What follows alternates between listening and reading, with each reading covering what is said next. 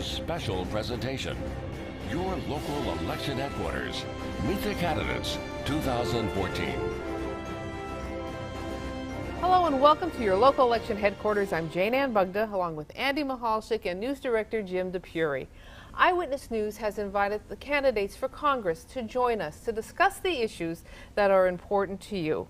And today we are joined by Nick Troiano. Nick is the independent candidate in the 10th District. He will be facing the incumbent, Tom Marino, Republican, and Democrat Scott Bryan in November. And Nick, thank you so much for joining us today. Pleasure to be with you today, thanks. Our object is just to have our viewers, the voters, to get to know you a little bit better. So we'll start off with a very easy question. Tell us a little bit about yourself and why you're running. Sure. Well, I'm from Milford, Pennsylvania in Pike County, and I'm running this year as an independent candidate for U.S. Congress. And doing so in an entirely citizen-funded way. My campaign doesn't accept any special interest contributions from PACs, lobbyists, corporations, or unions. Now, I grew up in Milford. I ran a small business. I worked for the nearby national park. And I also got involved in my community, starting a nonprofit organization to get young people more involved. As I got really interested in civics and government, I went down to Washington to study American government, where I got my master's degree in 2013 from Georgetown University. And it wasn't long after arriving that I realized both how broke our country is financially and also how broke our country is politically. And as a younger person, seeing these enormous challenges that my generation will disproportionately be burdened by, I wanted to get more involved sooner rather than later. And in 2012, I started a national organization called The Can Kicks Back. We were sick of watching Washington kick the proverbial can down the road, especially in dealing with our budget and our debt. And over the past couple of years, I've worked on a national level to try to get both parties to work together to deal with our large fiscal challenges. When the government shut down last fall as a result of the partisanship in D.C., I reached my greatest point of frustration, and I decided to run this year to challenge Congressman Tom Marino, who I think is a key part of the problem in Washington. Let's start off with, we're talking about, let's talk about the U.S. economy. Some say it's turning around slowly but surely. Our area of Pennsylvania has sometimes a harder time getting traction. What plan do you have? What would you recommend to get our economy moving full steam ahead, the U.S. economy and Pennsylvania? Well, the economy is a top issue that I'm running on. Increasingly, we see our economy benefiting those at the top, squeezing those in the middle, and leaving far too many behind, with 1 in 5 children living in poverty in our country. I think the first step is for Congress to stop doing the harm it is right now to Congress. That means putting an end to the political crises in Washington, like the government shutdown that Congressman Marino supported, which cost our economy $24 billion. It means supporting small business by streamlining and getting rid of a lot of regulation that stands in the way of our entrepreneurs. And it also means for Congress to put its own budget in order. You know, if we can have a plan to put our debt on a downward path and keep strong investments in our future, that'll help economic growth. And I think in our region, as a potential U.S. representative, I would focus on key growth opportunities that we have in agriculture, ecotourism, and in natural gas development. And I would appoint someone on my staff to solely focus on economic development issues and being a liaison to the many chambers of commerce and economic development authorities around the district. Okay. The district has both wealth and good jobs up with the growth of the fracking industry up and along the northern tier. But as you go farther south, there are areas that are still have not achieved the numbers of jobs in the area. What would you do in Congress to try to bring more jobs and equalize out, I guess, is the best term, the situation for the workers in Pennsylvania and the district? One of the barriers to job growth I think we see, particularly in our district, is a lack of infrastructure. And as a country, we have several $1 trillion in backlogged investment in infrastructure, and that's something that I would support trying to get to our district, especially while our interest rates are low nationally. I think we can also do more to increase the connection between school and business, making sure that our secondary and higher education institutions in the district are preparing workers who can fill jobs that might become available in our district. And of course, to support the entrepreneurs out there who are trying to start a small business, and for our congressional office to leverage federal resources to help them along in that process. Shifting gears now, Nick, to the international scene.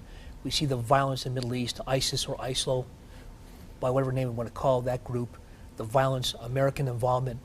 What is your plan? What do you think we should be doing to resolve the issue, not just peace between Arabs and Israelis, but the whole situation there seems to be a powder keg ready to explode. Are we doing enough there? What would you do? Well, I think particularly with the threat of ISIS that we're seeing in the Middle East and Syria and Iraq, we wouldn't be in this position had our country taken a longer view rather than doing what was in the short-term political best interests of our leaders. You know, the president withdrew troops from Iraq without getting a new status of forces agreement.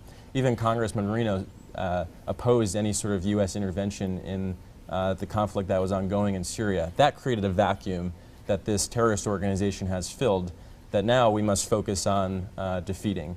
So I think we need to take a longer view in our foreign policy. I don't support committing troops on the ground at this point in the conflict, but I don't think it's smart to remove that from a strategic standpoint as something that might be necessary down the road, because we can't stop at any cost to do what's necessary to protect our country from a national security standpoint. One of the hot button topics, not only here in our area, but across the nation, continues to be immigration and immigration reform and the borders. What are your views on immigration, the borders, and immigration reform? Well, the topic of immigration is yet another issue that has fallen as a casualty between the gridlock in Washington. You know, our congressman made headlines when he got into a conflict with Nancy Pelosi on the House floor. Many people saw that.